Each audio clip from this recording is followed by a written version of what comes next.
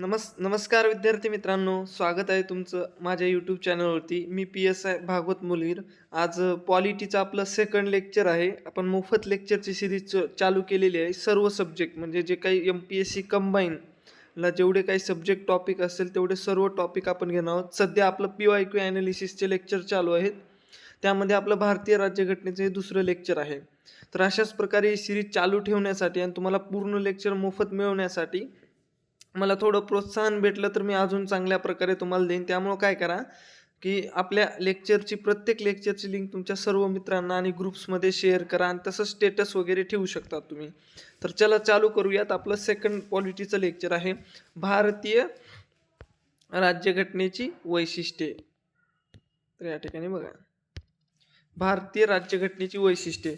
पहिला प्रश्न काय तर, भारतीय संविधान हे भारतीय जनतेच्या इच्छेनुसार असेल असं कोण म्हटलं होतं? तर या ठिकाणी 1922 साली महात्मा गांधी म्हणले होते इनडायरेक्टली. तर त्यानंतर मानवेंद्रनाथ राय म्हणले, त्याच्यानंतर पंडित जवाहरलाल नेहरू म्हणले होते. पण सर्वप्रथम कोण म्हणलं होतं भारतीयांच्या इच्छेनुसार? तर गांधीजी म्हणले होते. महात्मा गांधी, भारतीय संविधान हे भारतीय जनतेच्या इच्छेनुसार असेल यंग इंडिया वृत्तपत्रामध्ये त्यांनी 22ला सांगितलं. म्हणजे अप्रत्यक्षरित्या संविधान सभेची मागणी सर्वप्रथम कोण केली?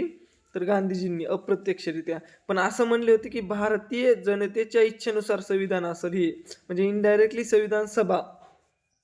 त्या ठिकाणी हा पहिला.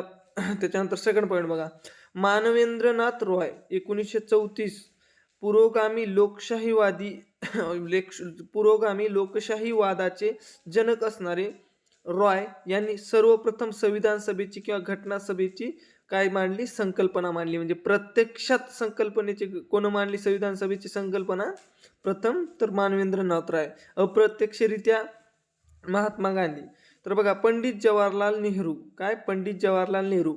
प्रौढ मताधिकारावर निवडून आलेल्या घटना समितीने कोणत्याही बाह्य हस्तक्षेपाशिवाय स्वतंत्र भारताच्या राज्यघटनेची निर्मिती केली पाहिजे असं पंडित जवाहरलाल नेहरू म्हणले होते.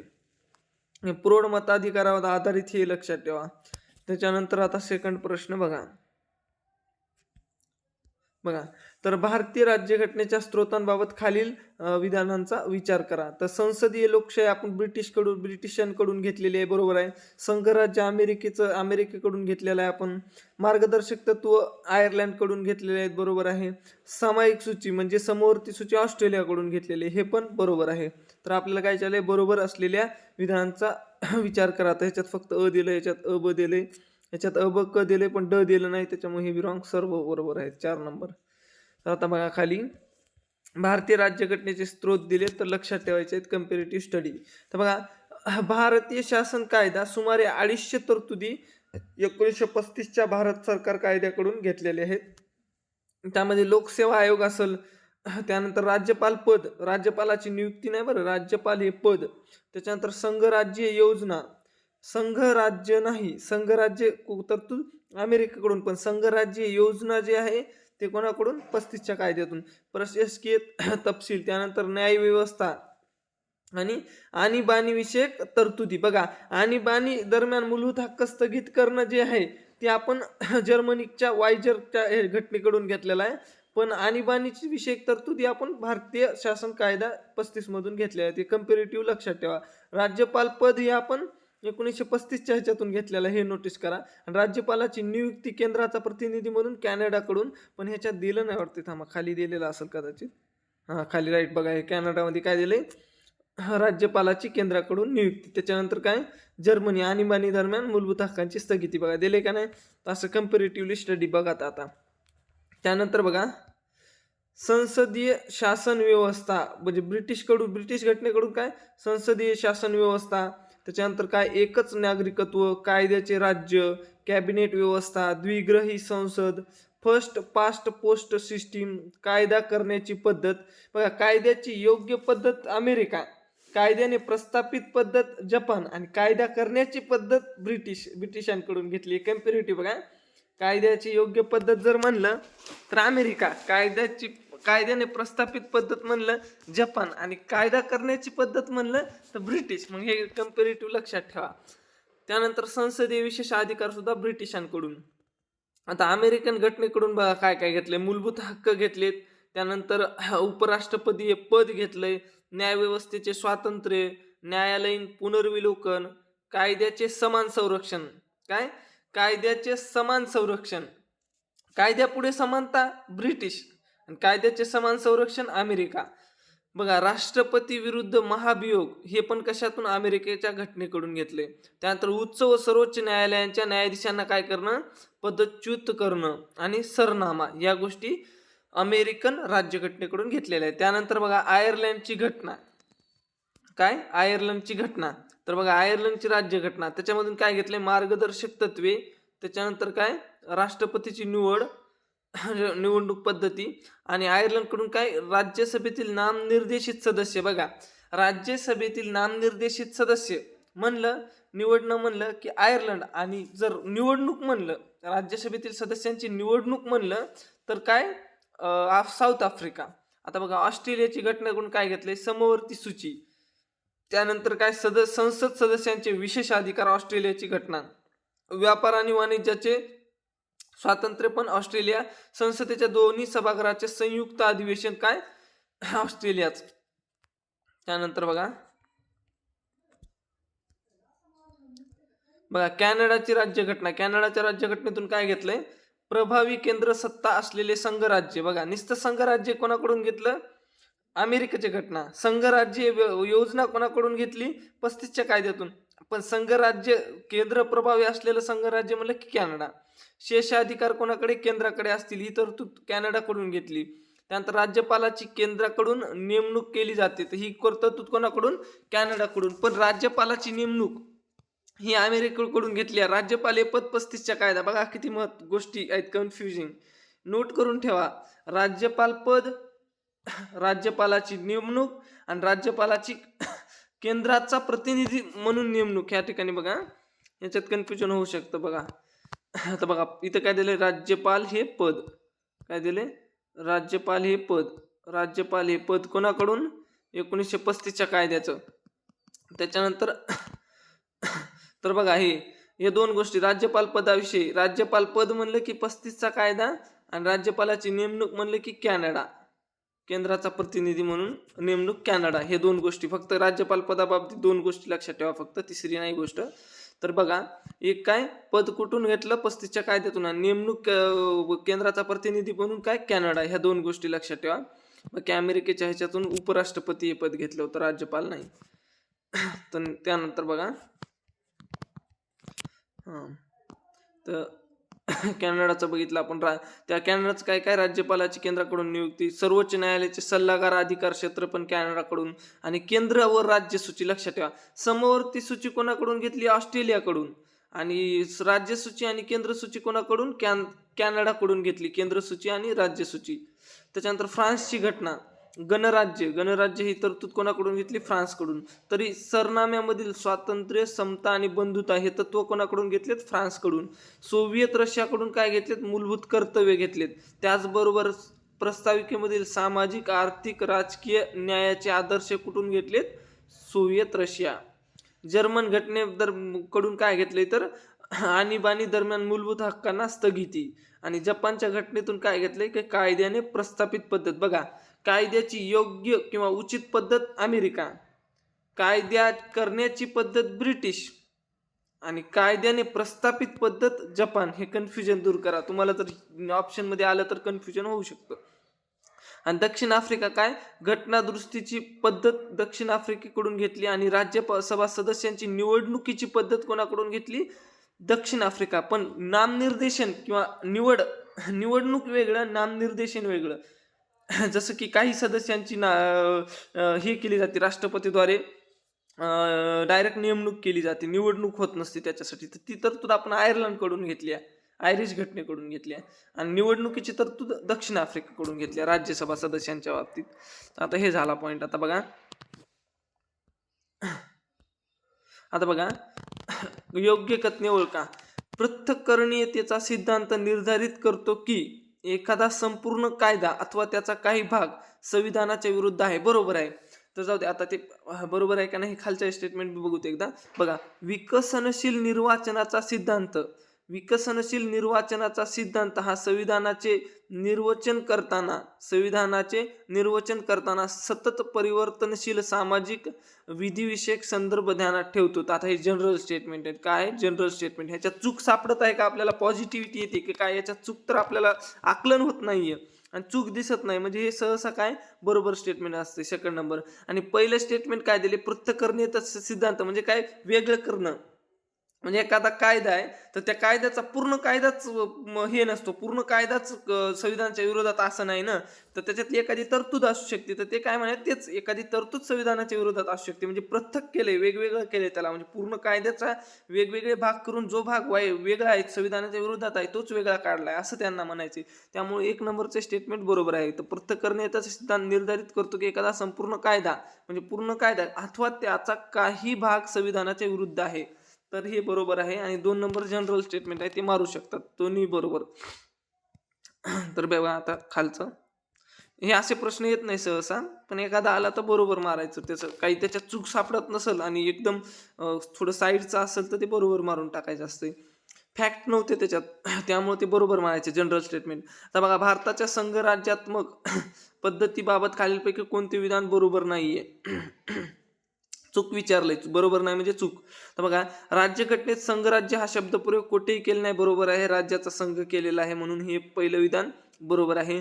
संघराज्यातून फुटून बाहेर पडण्याचा अधिकार राज्यांना नाहीये, बरोबर आहे. आपल्या भारतीय संघराज्यातून बाहेर पडण्याचा अधिकार राज्यांना नाहीये. अखिल भारतीय सेवा संघराज्य तत्वांचा भंग करतात, कारण का ऑल इंडिया सर्व्हिस दोघांसाठी कॉमन असते, IAS IPS वगैरे, त्यामुळं काय तर ते भंग करतात, बरोबर आहे. दोन्हीचं केंद्राचं त्याच्यावर डायरेक्ट हे असते, केंद्राकडून निवड वगैरे होत असते. त्याचबरोबर ते केंद्र आणि राज्यांसाठी एकत्रितरित्या काम करतात. पण हे संघराज्य वेगवेगळं दाखवतात. संघराज्यामध्ये राज्याचं वेगळं असतं, केंद्राचं वेगळं, पण हे एकंदरीत केंद्राकडून आलेलं आहे, त्यामुळे हे दोन्हीसाठी कॉमन आहे. बघा, राज्यपालाच्या नेमणुकीची पद्धत भारताने अमेरिकन पद्धतीप्रमाणे स्वीकारली आहे, तर रॉंग आहे. ते काय? कॅनडाच्या पद्धतीप्रमाणे राज्याची केंद्राचा प्रतिनिधी म्हणून नेमणूक केली जाते, म्हणून 4 नंबर रॉंग आहे. बघा, आता पर्याय एक आपण एक्सप्लेनेशन सांगितले तसं.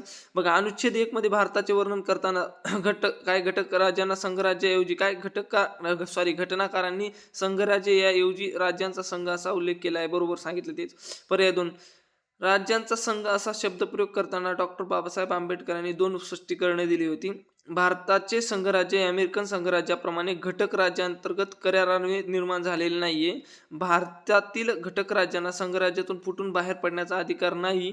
केवळ प्रशासकीय सोय म्हणून राज्यांमध्ये विभाजन करण्यात आले आहे, म्हणून हे विधान योग्य आहे. त्यानंतर तिसरा पर्याय, अखिल भारतीय सेवांवर अंतिम नियंत्रण केंद्र सरकारचे असल्यामुळे या सेवा संघराज्य तत्वांचा भंग करतात. बघ, त्याच्यानंतर 4 नंबर बघा, हे विधान अयोग्य आहे, कारण राज्यपालाच्या नेमणुकीची पद्धत भारताने कॅनडाच्या घटनेवरून घेतली आहे. हे सांगितलं होतं मी, डबल सांगितलं. आता बघा, भारत हे संघराज्य आहे, यास खालीलपैकी कोणते तत्व आधार देत नाही? बघा, भारत संघराज्य आहे हे तत्व देत नाही. तर बघा, सरळ सरळ संघराज्य व्यवस्थेत जे असतात त्या गोष्टीच्या विरोधात गोष्ट कोणती आहे? बघा, एक राज्य घटना.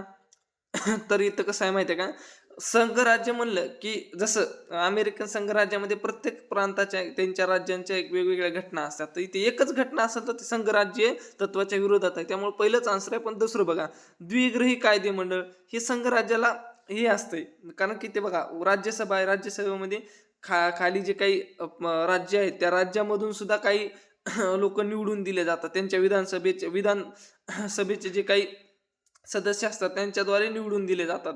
त्यामुळं काय, हे द्विग्रही कायदे मंडळ हे संघराज्य व्यवस्थेचं लक्षण आहे. राज्यघटनेची सर्वोच्चता हे कारण राज्यघटना क्लॅरिटी असणार, स्टेट आणि सेंटरमध्ये काय क्लॅरिटी येते राज्यघटनेच्या सर्वोच्चतेमुळं. आणि न्यायालयीन पुनर्विलोकन हे सुद्धा संघराज्य तत्वाचे आहेत, पण त्याला आधार न देणारा कोणताही एक राज्यघटना आहे. बघा, काय भारतीय राज्यघटनेत भारताचे वर्णन करताना संघराज्य हा शब्दप्रयोग केला नाही, त्याऐवजी राज्याचा संघ असा शब्दप्रयोग केला आहे. परंतु तरी आपल्या घटनेचे संघराज्यात्मक वैशिष्ट्ये आढळून येतात, ज्यामध्ये सत्तेचे विकेंद्रीकरण केलेले आहे. केंद्राला अधिकचे अधिकार देणे व केंद्राला झुकते माप देण्याची वैशिष्ट्ये एकात्मक वैशिष्ट्ये यामध्ये मोडतं.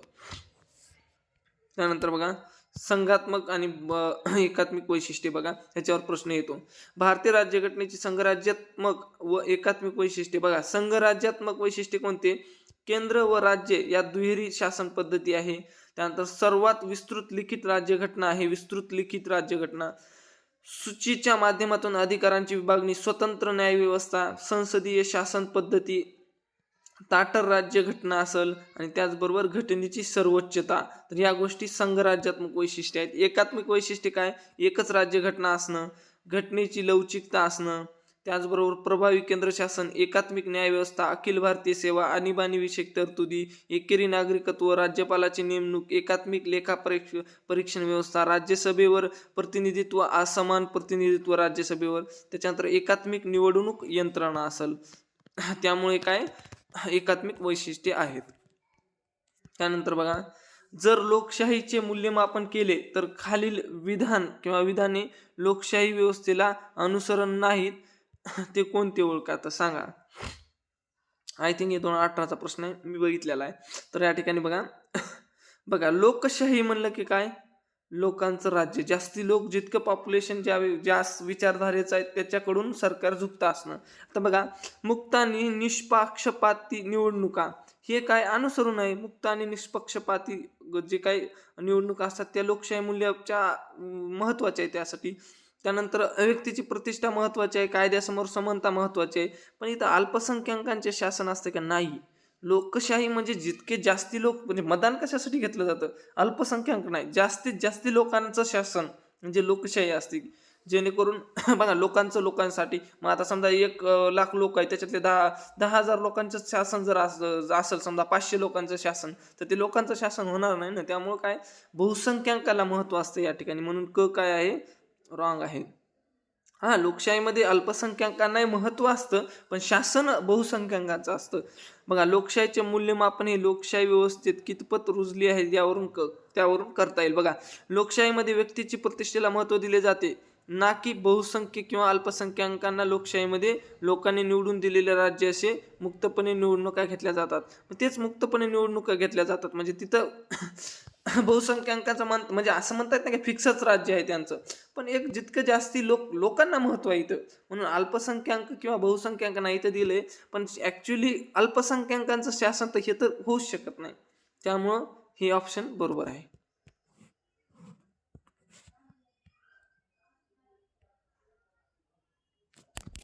बघा, लोकशाहीचे मूल्य काय आहेत? कायद्यापुढे समानता, न्याय आणि स्वातंत्र्य, समता. आता बघा, प्राध्यापक के.सी. वियर यांच्या निरीक्षणानुसार खालील विधानापैकी कोणत्या विधानातून भारतीय संघराज्य पद्धतीचे खरे स्वरूप काय होते? व्यक्त होते. बघा, चारही स्टेटमेंट आधी वाचूत.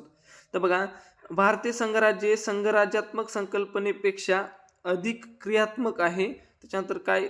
एकपक्षीय प्रभावी राजवट ही संघराज्यवादाच्या तत्वाशी संघर्ष करणारी ठरते. त्यानंतर काय? तर भारतीय संघराज्य घटकांमधील कराराचा परिणाम नाही. त्याच्यानंतर काय? एकात्म राज्याची दुय्यम वैशिष्ट्ये असलेल्या संघराज्यापेक्षा ते संघराज्याची दुय्यम वैशिष्ट्ये असलेले एकात्मक राज्य आहे. तर या ठिकाणी हे स्टेटमेंट के.सी. वियर यांनी केलेलं आहे 4 नंबरचं. आता बघा, याचे स्टेटमेंट वेगवेगळे दिलेत. तर प्राध्यापक के.सी. वियर, एकात्म राज्याची दुय्यम वैशिष्ट्ये असलेल्या संघराज्यापेक्षा, म्हणजे एकात्म राज्याचे दुय्यम वैशिष्ट्ये असलेल्या संघराज्यापेक्षा ते संघराज्याची दुय्यम वैशिष्ट्ये असलेले एकात्म राज्य आहे. त्यांनी अर्थ संघराज्य असे वर्णन केले. तर अर्थ संघराज्य नाही, ते अर्ध संघराज्य आहे. अर्ध संघराज्य असं वर्णन केलं आहे, अर्ध संघराज्य. त्यामुळे 4 नंबरचे स्टेटमेंट बरोबर आहे. त्याच्यानंतर बघा, मोरिस जॉन्स यांनी काय? वाटाघाटीचे संघराज्य केले. आयवर जेनिंग्ज यांनी काय केले? प्रभावी केंद्रीकरणाची प्रवृत्ती असलेले संघराज्य. आणि ग्रॅनविल ऑस्टिन यांनी काय झाले? सहकारी संघराज्य. पॉल ॲपलबॉय यांनी काय केले? अतिसंघराज्य. अतिसंघराज्य वर्णन केले. त्यानंतर बघा, आता बघा, विधान संसदीय पद्धतीमध्ये प्रशासनावरील कायदेमंडळाचे नियंत्रण अध्यक्षेपेक्षा भिन्न आहे. तर बघा, संसदीय पद्धतीमध्ये काय असतं की जी लोकसभा असते किंवा संसद असते त्याला रिस्पॉन्सिबल असतं मंत्रिमंडळ किंवा जे काही सरकार असतं ते. आणि जे अध्यक्षीयमध्ये असतं ते डायरेक्ट प्रत्यक्षात अध्यक्ष निवडून दिला जातो. त्याचं नियंत्रण डायरेक्ट नसतं संसदेचं त्याच्यावर. त्यामुळं काय हे कसं आहे स्टेटमेंट बरोबर आहे. भिन्न असते. प्रशासनावर कायदे मंडळाचे नियंत्रण हे लोकसत्ता शासनाचे महत्त्वाचे वैशिष्ट्य आहे. बरोबर आहे. कायदे मंडळाचं नियंत्रण हे प्रशासनावर असणं हे लोकसत्ता शासनाचं महत्त्वाचं वैशिष्ट्य आहे. बरोबर आहे. परंतु ह्या ठिकाणी बघा आणि ब दोन्ही बरोबर आणि ब हे याचे योग्य स्पष्टीकरण आहे. आता हे दिले संसदीय शासन व्यवस्था आणि अध्यक्षीय शासन व्यवस्था दिले. तर ह्याच्याविषयी दिले. ह्याच्या खालचं काय प्रशासनावर कायदे मंडळाचे नियंत्रण लोकसत्ता शासनाचे महत्त्वाचे वैशिष्ट्य आहे. ह्याचं हे स्पष्टीकरण वाटत आहे का नाही याचं बरोबर आहे दोन्ही स्टेटमेंट पण स्पष्टीकरण वाटत नाहीये. त्यानंतर दुसरं काय ब दोन्ही बरोबर परंतु ब हे चे योग्य स्पष्टीकरण नाहीये. तर आय थिंक हे बरोबर आहे 2 नंबरचं. आता बघा खाली बघा संसदीय पद्धतीमध्ये प्रशासनावर नियंत्रण ठेवण्यासाठी संसदेने केलेले विविध कायदे तसेच राज्यघटनेतील कलम 308 ते 314 या दरम्यान दिलेल्या तरतुदी उपयुक्त ठरतात. महाराष्ट्र लोकसेवा आयोग कायदा 2015, अखिल भारतीय सेवा कायदा 1951, केंद्रीय सतर्कता आयोग म्हणजे सेंट्रल व्हिजिलन्स कमिशन 64. आता बघा प्रशासनातील अखिल भारतीय सेवांवर अंतिम नियंत्रण केंद्र शासनाचे तर राज्य सेवांमधील पदांवर राज्य शासनाचे नियंत्रण राहते. तसेच प्रशासनातील काही सेवा या फक्त केंद्र सरकारच्या अधिकार क्षेत्रात येणाऱ्या आहेत. प्रशासनातील कोणत्याही अधिकाऱ्यावर कारवाई करताना सर्वप्रथम त्यास आपली बाजू मांडण्याचा संधी देऊन कारवाई करण्यात येते. अध्यक्षीय पद्धतीमध्ये प्रशासनाचे सर्व नियंत्रण अध्यक्षांकडे असल्याने संसदीय पद्धतीपेक्षा ती भिन्न स्वरूपात असते. कायदे मंडळातील सदस्य हे जनतेचे प्रतिनिधी असतात. जनतेप्रती असलेल्या घेतलेल्या निर्णयांच्या अंमलबजावणीची जबाबदारी ही प्रशासनावर राहते. अशा पद्धतीने एकमेकांसाठी पूरक कार्य करत लोकसत्ता शासन प्रस्थापित केले जाते. त्यानंतर बघा 9 भारतीय राज्यघटनेतील खालीलपैकी कोणते वैशिष्ट्ये ब्रिटिश राज्यघटनेतून घेतलेले नाहीत सांगा. काय सरकारचे संसदीय स्वरूप घेतलेलं आहे, सरकारचे मंत्रिमंडळी स्वरूप घेतलेलं आहे, कायद्याचे राज्य घेतलेले आहे, समवर्ती सूची ऑस्ट्रेलियाकडून घेतलेली आहे. त्यामुळे 4 नंबरचं बरोबर आहे. म्हणजे घटनेत काय घेतलेले नाही तर 4 नंबरचं घेतलेलं नाही उत्तर ते आहे. भारतीय राज्यघटनेचे स्रोत आपण बघितले, ब्रिटिशची घटना, ऑस्ट्रेलियाची घटना बघितलेला आहे. आता वरी बघून घ्या पुन्हा व्हिडिओ. तर आता बघा या ठिकाणी बघा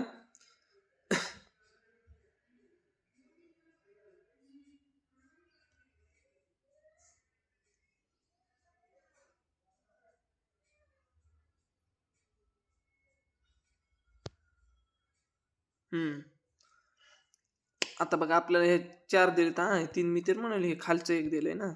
या ठिकाणी 1 2 3 मी म्हणलं 3च्या जोड्या लावायत वाटलं मला आधी. तर या ठिकाणी बघा रुसो. आपल्याला माहिती आहे रुसो कोण आहे? फ्रेंच राज्यक्रांतीचा जनक. बचं काय चौथ्याचं काय आहे? ब आहे. चौथ्याचं ब कुठं आहे? फक्त एकाच ठिकाणी आहे बघा. झालं विशेष भेटला. बाकी कोणतंच माहित नव्हतं. आपल्याला फक्त रुसो माहित होता, फ्रेंच राज्यक्रांतीचा जनक. त्याच्या आधारावर आपलं उत्तर निघून गेलं. कारण बाकीचे आपल्याला माहिती नव्हते. 4 बरोबर आहे, तेच आहे उत्तर. कारण की बाकीचे मी थॉमस हॉब्स वगैरे आय थिंक हे थॉमस हॉब्स हे तत्वज्ञ होता. पण इथं बाकी सगळीकडेच तत्वज्ञ दिलेले आहेत. त्यामुळं ते बाकी काही समजायला अवघड जाईल. त्यामुळे रुसोच्या आधारावर आपण काढलं. बघू आता इथं उत्तर दिलं. थॉमस हॉब्स कोण होते? ब्रिटिश तत्वज्ञ होते. तत्वज्ञ होते हे माहित होतं, पण ब्रिटिश तत्वज्ञ होते हे माहित नव्हतं. आता बघा थॉमस हॉब्स ब्रिटिश तत्वज्ञ, फ्रेडरिक हायके अँग्लो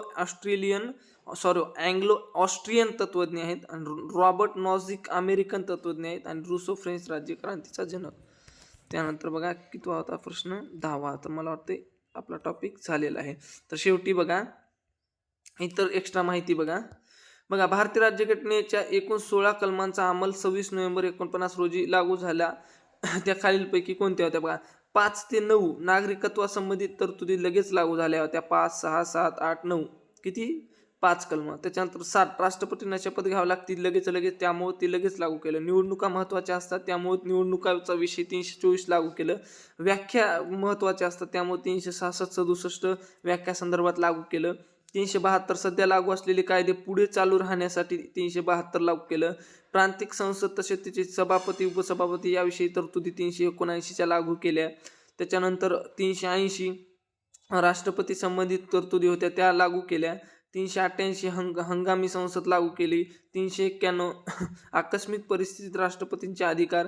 त्याच्यानंतर 392 आकस्मिक परिस्थितीत राष्ट्रपतींचे अधिकार आणि त्याच्यानंतर 393 संक्षिप्त नाव. ह्या सर्व तरतुदी म्हणजे एकंदरीत 16 कलम लागू केले होते. त्यानंतर बघा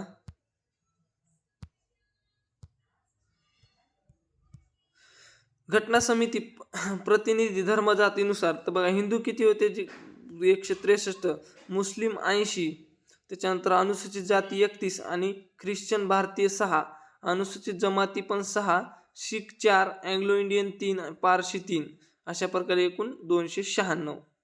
त्यामध्ये 163 हिंदू लक्षात ठेवा आणि मुस्लिम 80. तर घटना समिती सदस्य राज्यानुसार सर्व बघा संयुक्त प्रांत सर्वाधिक 55, मद्रासमध्ये 49, त्यानंतर बिहार 36, मुंबई 21, मध्य प्रांत 17 आणि एकूण 229 या ठिकाणी बघा.